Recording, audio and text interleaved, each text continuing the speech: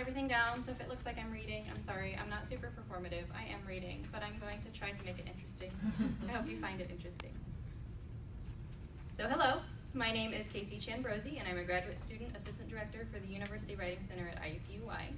Today I'm here to speak to you about a topic that was inspired by a conversation between a consultant and I about our liberal arts degrees on my first day at IWCA's Writing Center. I had made a joke that I'm sure we've all made about the frailty of my liberal arts degree. I told her that my husband had recently finished his degree in electrical engineering. He hadn't done any extracurriculars in college, hadn't played any sports or held any internships, and he had started working at his dream job right out of college.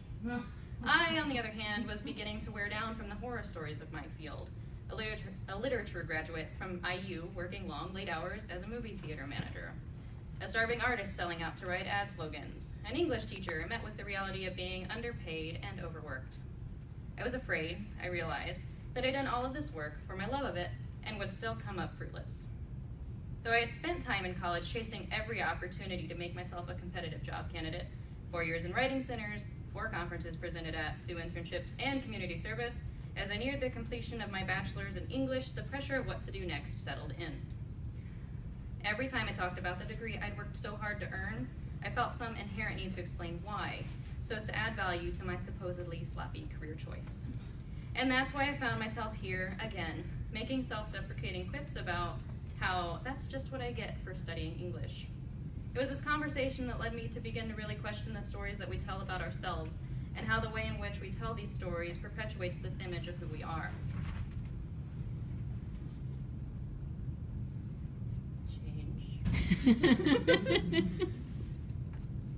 There we go.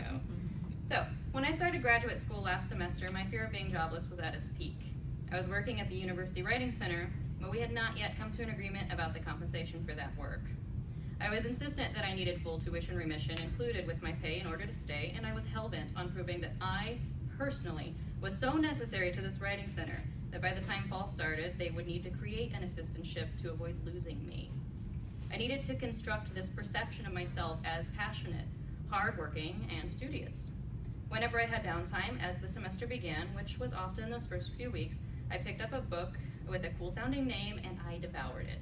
And that is how fate allowed me to stumble across Peripheral Visions for Writing Centers by Jackie Grush McKinney. In Peripheral Visions, McKinney discusses what her immediate response is when she is asked to talk about what happens in a writing center and what she does as a director.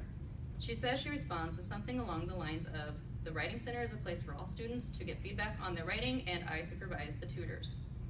McKinney goes on to discuss how writing centers have a narrative pattern shared by those inside and outside of the center. Writing centers are comfortable, iconoclastic places where all students go to get one-to-one tutoring on their writing. Simple.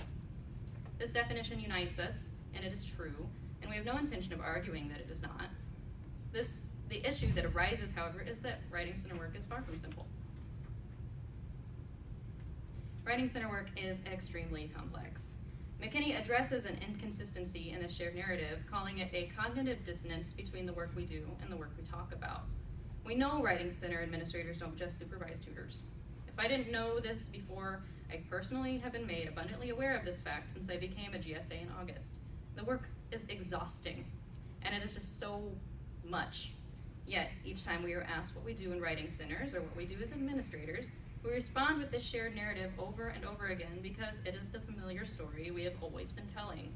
And when we are stopped in the hallway, zombie walking to lunch at 2 p.m., or trying to explain to our great-grandparents over screaming kids at Thanksgiving dinner what we do for a living, we know that they don't want to hear, nor do we want to explain the enormous list of things we do. We don't tell them that the list of things that we do looks like this, which includes tasks such as answering questions about commas while walking past a session, sharing the secret to good writing in under an hour, and writing memos articulating the need for more space, better equipment, more bodies. Oh, and this, reading the latest publications, troubleshooting everything, and worrying about what is not getting done, day in and day out, every single day. So, as I'm looking at this list that McKinney has spelled out for us about the work we are all doing, and I'm thinking about what people think we are actually doing, it kind of reminded me of something. First, it reminded me of being a college student in English. Our shared narrative could be a person who studies English. But then it reminded me of one of the identities which has opened my eyes to the narrative surrounding women in our society. This narrative that we construct, that is so often understated, reminded me of what it felt like to be a mother. McKinney herself does mention that part of the narrative we create implicates us writing center directors as mothers. Not us, I'm not a writing center director. I'm not. But the important thing that McKinney wants us to take away from this is that the effect of a shared narrative can leave us with this collective tunnel vision, focusing our attention so narrowly that we no longer see the range and variety of what we do and how it can evolve. In its simplest form, the narrative that society has assigned to mothers is that they are women with children who do nurturing work. Whenever we lean back into this narrative, because it is quick and it is familiar, we perpetuate that image of ourselves. In doing so, we neglect the identities of those who might identify as mothers but who are not women, or those who identify as mothers but do not do the stereotypical nurturing work. Further, we leave parts of what we do open to interpretation based on the assumed knowledge of the person we share this narrative with. When I use a simplified shared narrative to explain what I do as an English major and in the Writing Center, people fill in those gaps with what they understand. They associate the words English and writing with grammar and make assumptions that I work with grammar all day. And when I do not challenge this shared narrative of a mother, I leave out that I am also a graduate student in English, with all of the complexities and nuances of that narrative, that I work a very challenging job, and as a result, I sometimes have to prioritize other things over my nurturing work. And it leaves out that I have no intention of changing your baby's diaper because you assume that that's all I do all day, so I must be waiting around to make myself useful. McKinney tells us that we have to become more aware of the story we are not allowing when we tell the stories that we tell. So the thing I want to discuss that we are leaving out when we talk about writing centers is that writing centers are feminine. Melissa Nicholas states that because this narrative of feminization is implicit, there is no real agreement about what it means to call the writing center a feminized space. For some, the term feminized is equated to the biological sex of the staff and clients. For others, feminized means the writing center is a space where feminist ideology and pedagogy get put into practice. While for still others, the term feminized signifies writing center's marginalized space in English departments in particular, and the academy in general. I'm going to use a disclaimer from Nicholas here. I want to emphasize that I am talking about the writing center administrator position and not the writing center administrator as a person. Specific writing center directors may be greatly valued and respected at their institutions for the work they do and the people they are. But here I want to talk about the rule, not the exception. Nicholas discusses the unofficial rhetoric contributing to the marginalization and feminization of writing center positions with a story about how she had to convince an institution that she was not some literature scholar in disguise and did not want to move out of the center and up the ladder of respect. The top of that ladder is a tenure-lined position because tenure indicates a recognition of academic pursuit. But according to Nicholas, since less than 50% of directors are tenured because writing center work is not considered a real intellectual pursuit, as a result, writing center directors do not get access to that power and respect. Sue Ellen Holbrooks states that composition work is feminine because it exhibits 4 characteristics of women's work, being that it is undervalued, undercompensated, service-oriented, and employs a disproportionate number of women. Yet regardless of these correlations and the sheer number of women in the field, the conversations that take place about writing center work do not pay attention to gender politics. The less attention we pay to this fact, the more writing centers lose their own agency in changing the way our narrative affects our circumstances. Writing centers are a microsite where this macro-institutional issue is manifesting. And referring back to motherhood, which in itself is an identity to which not all women identify, but is certainly a position that is perceived by a constructed narrative of what is feminine, writing centers, like mothers, must maintain a multidimensional identity. Michelle Miley states that feminist mothering does not restrict or reduce a woman's identity and purpose solely to motherhood. Mothers must navigate between professional lives and children. Amber Kistner calls this inherent tension of a mother who has relationships with other people than her children, relating in multiplicity. Writing center directors must also balance relationships and identities. They work within the center, but to empower our work as intellectual, valuable work within the institution, they must also relate in multiplicity and insist on research and other relationships that make the intellectual work of the director and of the writing center more visible. Now, obviously, we aren't the only field that maintains a shared grand narrative. So why is it that our narrative is less productive than other fields? Part of this is because the university itself is a patriarchal culture and as a result tends to be driven towards a production model. This works out well for science-based fields because they produce tangible products that like medicines and technologies. However, we tend to value the process of creating those products less because we are less comfortable with the language of those processes. According to Muriel Harris, we tend to toss up our hands at those areas of study that we might consider esoteric in our minds.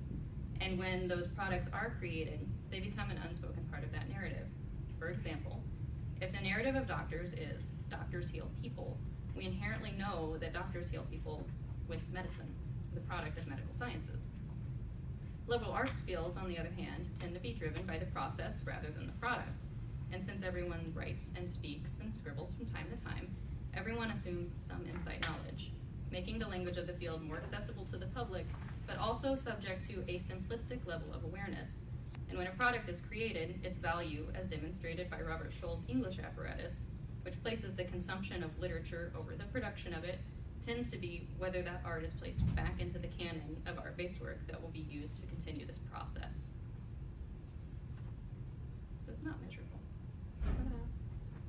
And if our focus in the Writing Center narrative is only on measuring our consultants' success in one-to-one consulting, that work also cannot easily be measured because there are many other facets involved in developing a student's writing, and a student's writing cannot easily be measured for individual qualities or improvements.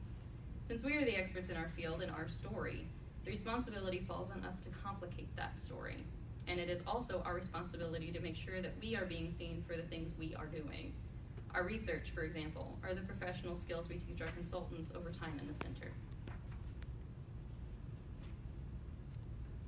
Now, there is a lot of debate about what we do with this narrative. Some scholars suggest that we be more careful in the way we frame ourselves so as to avoid association with the feminine traits and marginalization because it can leave us vulnerable to uncertain budget cuts, staffing, and locations, but also to misunderstandings. Others ask us to embrace our feminization and even in some ways our marginalization, citing that our strength is that we exist in the margins.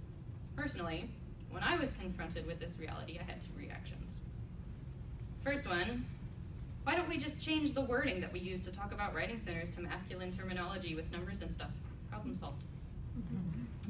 And the second one, did I really just decide the best course of action was to stop insulting my field by separating it from my sex?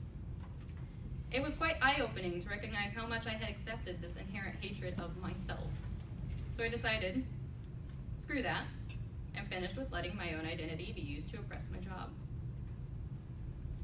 Miley suggests that our insistence that we be recognized as feminized speaks to our feelings of degradation and goes as far as to say we have a duty to begin considering the ways the feminization narrative affects all levels of our Writing Center work, and that we even go past that and reject devaluation of our feminine practices, empower our nurturing work, and resist the silencing of feminine traits in the production model of the neoliberal institution. This has raised the stakes for me, and for my work in the Writing Center. Yes, the blows sometimes hit harder. Sometimes when my grant requests are denied, I recognize that in some way it is because I operate within a culture that does not value those traits of the Writing Center that are what make me, me. But when they are successful, it's a step forward for me and for women as well, a reassurance that being a woman can be valued for the right reasons if we keep fighting for it. I embrace this narrative because it adds fuel to my fire. Nicholas suggests we embrace it as well by asking ourselves 4 questions. How do we counter the effects of the story of writing centers that have already been told in ways to challenge its marginal position while at the same time who we are? Is it possible to remain a feminized site without maintaining a marginalized position? Is it possible to remove marginalization as part of this coding? And in what ways are writing center scholars and practitioners complicit in our marginalization? According to Miley, on the timeline of academia, writing centers are now in the fortunate position of coming into adulthood, and therefore they have the opportunity to revise the scripts that have coded them as fairy tale heroines. Nicholas then suggests that we need to actively dictate the conditions of our generation of work. We need to move our perceptions from feminized to feminist. So I want to leave you with a quote from Cheryl Strayed's Wild, which I'm reading right now. It is amazing. I knew that if I allowed fear to overtake me, my journey was doomed. Fear, to a great extent, is born of a story we tell ourselves. And so I chose to tell myself a different story from the one women are told. I decided I was safe, I was strong, I was brave, nothing could vanquish me. Fear begets fear, power begets power. I will myself to beget power. So beget power. This is our field, and it is our responsibility to change the way we are seen by first changing the way we see ourselves.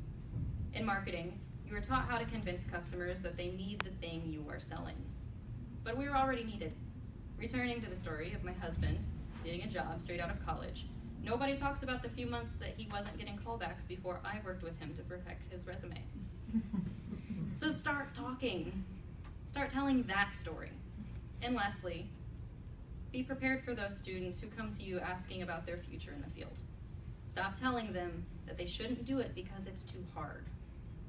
Be realistic, yes. Be honest about your struggles. And then be prepared to help them figure them out from the experiences you've learned from. You did it, right? You are here. The only difference between you and them is a handful of years and experiences that you are denying them when you shut down their dreams.